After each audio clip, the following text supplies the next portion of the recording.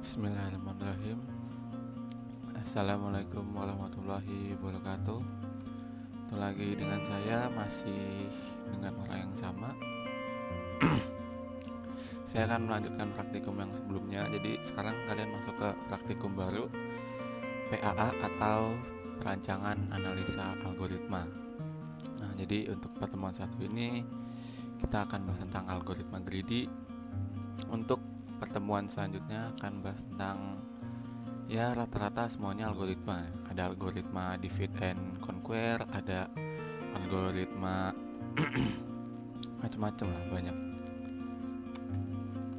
Oke, untuk pendahuluannya dari pengertiannya itu sendiri, algoritma greedy ini metode yang paling populer untuk memecahkan persoalan optimasi. Nah, optimasi itu proses untuk mencapai hasil yang terbaik. Nah, persoalan optimasi ini artinya jadi kita cari persoalan dengan solusi yang terbaik. Nah, ada dua macam persoalan optimasi. Yang pertama, maximization atau maksud saya, dan minimasi atau minimization. Oke, selanjutnya ada prinsip algoritma greedy. Nah, prinsip itu adalah take what you can get now. Jadi maksudnya dengan mengambil pilihan yang terbaik yang dapat diperoleh pada saat itu tanpa memperlihatkan konsekuensi ke depan. Jadi kayak udahlah, nggak usah lihat konsekuensinya, langsung ambil aja terus. Namanya juga greedy kan artinya tuh rakus, tamak gitu. Nah, algoritma greedy ini membentuk solusi langkah per langkah atau step by step. Nah, oleh karena itu pada setiap langkah harus dibuat keputusan yang baik dalam menentukan pilihan. Nah, selanjutnya ada skema umum algoritma greedy. Nah, ini bisa dibilang persiapannya ya sebelum kalian menyelesaikan suatu algoritma greedy itu. Jadi pertama ada himpunan kandidat. Nah, ini elemen-elemen pembentuk solusi. Yang kedua ada himpunan solusi. Nah, ini berisi kandidat yang terpilih sebagai solusi persoalan. Nah, yang ketiga ada fungsi seleksi atau selection function, memilih kandidat yang paling memungkinkan mencapai solusi optimal. Kandidat yang sudah dipilih pada satu langkah tidak pernah dipertimbangkan lagi pada langkah selanjutnya. Jadi kayak tentang koin gitu kan. Jadi misalkan 1-1-1-1 itu udah nggak mungkin dipakai lagi, berarti di langkah selanjutnya yang bisa dipakai 2-2-1-2-1 gitu. Jadi kandidat yang sudah dipilih pada satu langkah tidak akan dipertimbangkan lagi atau tidak akan dipakai lagi pada langkah selanjutnya. Nah, keempat ada fungsi kelayakan atau feasible. Nah, ini memeriksa apakah suatu kandidat yang terpilih dapat memberikan solusi yang layak, yakni kandidat tersebut bersama-sama dengan himpunan solusi yang sudah terbentuk dan tidak melanggar kendala konsep yang ada. Nah, ini maksudnya kita kan udah buat nih beberapa kandidat kayak yang tadi saya sebutin, 1-1-1 atau 2-2 atau 1-2-1.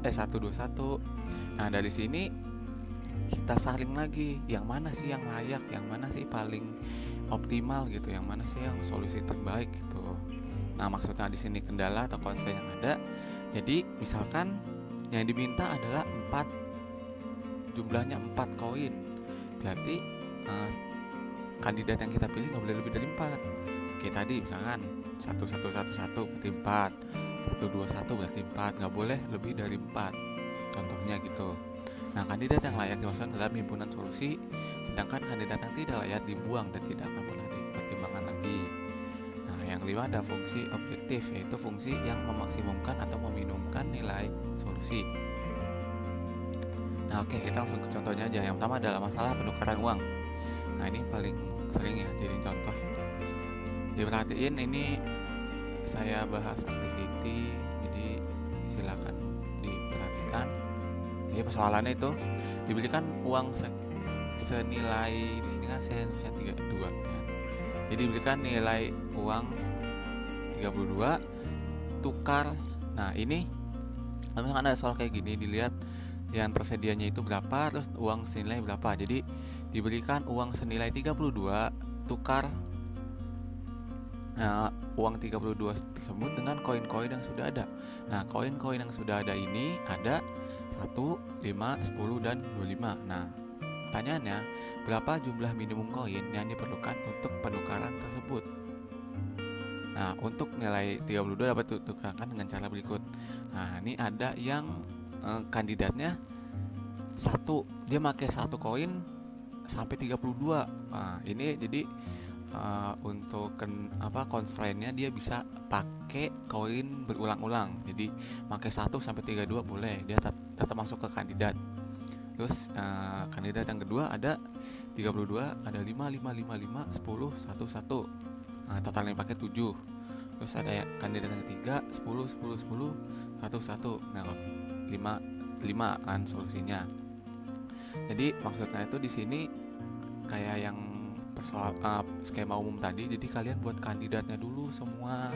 Terus dari semua kandidat itu disaring siapa sih yang paling optimal gitu. Maksudnya kalau paling optimal kan artinya yang dipakai, koin yang dipakai kan sedikit gitu ya, tapi jumlah uang yang ditukar tetap 32 gitu loh. Ini 111 kan nggak optimal banget ya. Nah, terus ya ini yang paling minimum kan, sama kayak yang dikasih tahu di pendahuluan tadi bahwa yang optimasi ideal tuh ada maksimum dan minimum, dan di sini saya mintanya yang minimum. Nah, strategi greedy yang digunakan adalah pada setiap langkah pilihlah koin dengan nilai sebesar mungkin dari himpunan koin yang tersedia dengan syarat kendala tidak melebihi uang yang ditukarkan, yaitu 32. Nah, jadi langkah pertama itu pilih satu buah koin 25 kan. Terus pilih lagi langkah selanjutnya 5, jadi 25 tambah 5 30. Terus langkah selanjutnya pilih 2 buah koin 1, jadi kayak buat ngebulatin ke 32. Nah, solusi jumlah koin minimum 4. Nah, ini udah paling optimal 4. Nah, ini kan contoh pengerjaan kasarnya ya. Kalau kalian buat ini kan harus ada skema umum. Nah, gimana sih skema umumnya si pembahasan yang tadi yang koin? Oke, untuk himpunan kandidatnya itu, nah himpunan koin yang merepresentasikan nilai kan tadi yang dikasih ada 1, 5, 10, 25. Nah, itu himpunan kandidatnya. Nah, terus paling sedikit mengandung satu koin untuk setiap nilai. Yang kedua, ya, himpunan solusi. Total nilai koin yang dipilih tepat dan sama jumlahnya dengan nilai uang yang ditukarkan. Artinya nilai koin yang kita tukar nggak boleh lebih dari nilai uang yang kita punya. Nah, terus ada fungsi seleksi. Nah, fungsi seleksi dari yang soal sebelumnya itu pilihlah koin yang bernilai tinggi dari himpunan kandidat yang tersisa. Jadi kan semakin tinggi nilainya berarti semakin sedikit langkah yang kita pakai gitu loh. Jadi minimumnya dapat kan. Nah, lanjutnya ada fungsi kelayakan. Jadi memeriksa apakah nilai total dari himpunan koin yang dipilih tidak melebihi jumlah uang yang harus ditukar. Jadi misalkan kalian udah buat langkah per langkahnya nih, tapi ternyata nilai yang kalian pakai ini melebihi dari 32. Nah, itu tidak layak, berarti dia melanggar kendala atau constraint yang ada. Nah, selanjutnya fungsi objektif. Fungsi objektifnya tergantung soal dimintanya apa. Kalau diminta minimum, berarti fungsi objektifnya adalah jumlah koin yang digunakan minimum. Nah, gitu untuk pengerjaan algoritma greedy. Jadi pertama kalian buat skema umumnya, kemudian kalian buat kandidat-kandidatnya, nggak usah banyak, sebagian aja. Habis itu kalian buat langkah-langkahnya, kemudian dapatkan solusi yang optimal. Oke.